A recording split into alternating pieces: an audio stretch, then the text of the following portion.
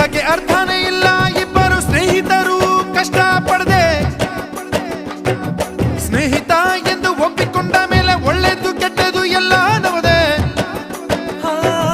ದುಡ್ಡಿರಲಿ ಇಲ್ದಿರಲಿ ನಗುವಿನ ಒಡೆಯ ಗೆಳೆಯ, ಲಭಿರಲಿ ಲಾಸಿರಲಿ ಬೆಂಬಲದ ಬೆಟ್ಟಬೋ ಗೆಳೆಯ. ಸ್ವಾರ್ಥವಿಲ್ಲದಿದ್ರೆ ಹೆಂಡತಿ ಮಕ್ಕಳೆಲ್ಲ, ಕಿತ್ತು ತಿನ್ನದಿದ್ರೆ ಬಂಧುಗಳೇ ಅಲ್ಲ. ಸ್ನೇಹ ಒಂದೇ ನಿಸ್ವಾರ್ಥ.